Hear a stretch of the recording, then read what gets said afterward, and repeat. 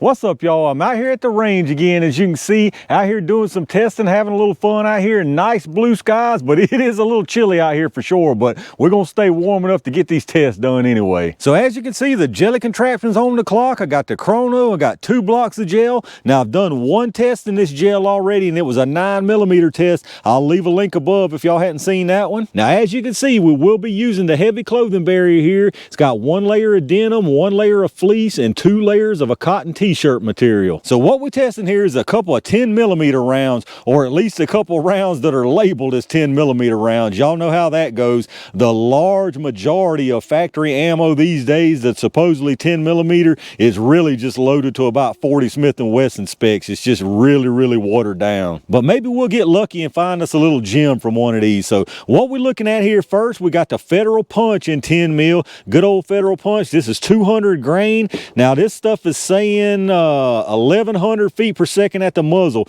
If it sees 1100 with 200 grains, I mean, that's not terrible. That's still, you know, probably a little lacking what most people, including myself, want to see. But if it does reach that, that won't be terrible, which I honestly don't think it's going to reach that. And then we're going to match that up against the SIG V-Crown 10 mil. Now this is a 180 grain projectile, so a little bit lighter. It's claiming 1250 at the muzzle. So if it reaches 1250 with a 180 grain projectile, that's actually pretty decent in my opinion. But again, I've got my doubts that it's going to reach that velocity. Now the tool we're going to be running them out of today is the good old full-size Glock 20. But this ought to be another pretty interesting one. It's always a toss-up what you're going to see with 10 mil these days. So let me get all this stuff set up and let's check them out. All right, y'all, let's check out the speeds on these rounds. I'm going to do a 5-round average on each one. We're going to start with the Federal Punch first. Remember, this is the 200 grainer saying 1100 feet per second on the box. We got 1045, 1046, 1042, 1043, and 1045. So they're not 1100, but let me tell you something, that is some consistent stuff right there. I mean, what was that, 1 or 2 feet per second between all of those? Let's go down there and check that average. All right, y'all, so the 5-round average on the Punch 10 mil is 1044 feet per second. That stuff had a standard deviation of 1. I mean, incredibly consistent ammo right there. Now that being said, 1044 feet per second is slower than what I want to see, and I'm sure most other 10 mil people out there. But anyway, let's get this reset and let's check out them V-Crowns. All right, let's check out these 180 grain V-Crowns. We're looking for 1250, I believe it said on the box from these. So let's see how close we get. We got 1279, 1278, 1246, 1278, and 1279. Again, all but that one little kind of outlier. Those things were incredibly consistent, and they actually exceeded the velocity. That's 180 grainer moving over 1200, almost 1300. In my book, that's not too bad. Let's check the data out. All right, so our 5-round average, even with that lower 1240 something, which is still meeting the velocity, the 5-round average is 1272 feet per second. So it exceeded the 1250 it was calling for. And if y'all remember on those Punch, it was 1044. So you're talking about 228 feet per second faster from that V-Crown. I suspect we're going to see better performance out of that V-Crown because of that, but I could be wrong. Let me get this reset and y'all know what time it is. All right, y'all, it's Roughneck versus Royalty jelly time. I'm gonna put 1 round of each into the gel. We're gonna start out with the Federal Punch first. Let's see what this can do through the cloth, y'all. All right, look like a good hit. Let me go down there and check that out.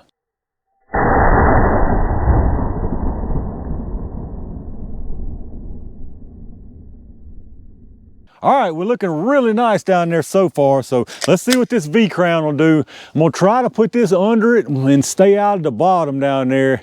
See if I can work it in there. All right, hopefully I stayed out of the bottom. Let me go check that out.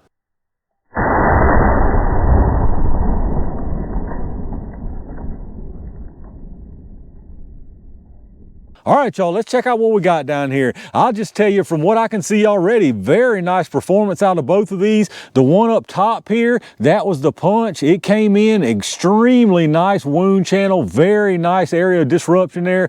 Nice spiral in action going into the second block here and stopped right here facing forward. Looks like it's actually got some pretty nice expansion on it also. And then your V-crown down here at the very bottom, again, looks like it comes in and starts expanding. Very nice wound channel. Really nice disruption. Now the V-crown started shedding some material here. I see some jacket here, a couple little specks of lead. So it started coming apart a little there, carried on into the second block, and here it is right here facing forward. This one looks like it's got some pretty decent expansion on it also. I don't think it's quite as much as the punch as far as expansion, but looks to be plenty in my opinion. Now as far as our penetration measurement, the punch stopped at exactly 21 inches. The V-crown down there on the bottom stopped at exactly 19.5 inches. So very nice penetration from both of them. I think y'all could see pretty good, but just a little bit closer look. Again, this is your punch and then that's your V-crown. So again, very nice disruption there. As you can see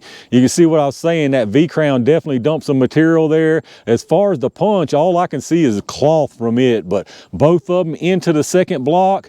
There's your V-crown there. You can definitely see it carried some cloth with it. And then there's your punch. It carried cloth with it also, but it looks like it's a little bit more expanded than the V-crown. All right, y'all, let's check out these projectiles. So right here, this is your Federal punch. Right here is your SIG V-crown. Nice performance out of both of these things. Really nice expansion, more than what I had expected. Even getting clogged with the cloth there. Now you can see it's not 100% performed like it's supposed to, but that's some really nice performance to get clogged with the cloth like that. And this punch had a similar amount there, but it came off inside the gel and then came all apart when I was trying to pull it out. So neither one of these seemed to care much about that cloth. I mean, they just cleaned it out of the way or just expanded anyway. Like I said before, this punch does look like it's an actual bigger final size. That could be because it didn't peel back as much, you know, it wasn't moving as fast. And the energy, you got pretty big energy difference in these. This V-crown was right at 650 pounds of energy. This punch was short of 500. So you got a pretty big difference. Now, that being said, either one of these would get it done. But let's get us a couple of measurements on them. We'll start with the punch. This one started at 200. We're at 200.1. So no material loss at all on that punch. Now this V-crown, I know it lost some because you can see it in the gel. So it started at 180 and we're at 174.6. So decent little amount of material loss there. Not a whole lot. I think it was mostly jacket other than maybe a couple little specks of lead. Now as far as expansion on them, we'll start with the V-crown here first. It's a little inconsistent, so we'll get this big area first. So right there we got 636, 615, and 612. So some very nice expansion on that, especially considering that it partly clogged with that cloth. And then for the Federal punch here, you got 651, 661, and 636. So again, some fantastic expansion on that round. So there you have it, y'all. The 10 mil Federal punch and SIG V-crown. Very nice performance out of both of these rounds. Now, as far as this V-crown, personally, I would say this is a true 10 mil loaded round. I mean, you got some nice energy on this thing. Very nice penetration, very nice expansion. Now, the punch here, excellent performance on it as well. The problem with the punch here is that as far as the energy and performance you got here, you can get this out of a, you know, a moderately loaded 40 Smith & Wesson. So I personally wouldn't really call this a true 10 millimeter load, but y'all let me know down in the comments what y'all think. All right, y'all, I'm calling it right there for the 10 mil punch versus V-crown. Another interesting 10 millimeter test, as they always pretty much are. It's very interesting to see which manufacturers are going to load that stuff close to or true to 10 mil type standards that we would look for, and which ones are going to keep it around the 40 just to keep it not as strong, less recoil, whatever the case may be. Personally, I think on this one we saw one of each here. That SIG V-crown, in my opinion, that's loaded right there where you want 10 millimeter to be. be. Almost 650 foot-pounds of energy, almost 1,300 feet per second with a 180 grain projectile. That Buffalo Bore 180 I tested, it was running, I think, 1320, right under 1320. So this SIG ain't very far off from that even. Now the Punch, on the other hand, while I personally think it did a fantastic job, it's not what I would consider a 10 millimeter load. If you're going to carry something with that type of performance, you might as well just stay at 40 Smith & Wesson. There's really no point, in my opinion, of jumping to a 10 mil if you're not running true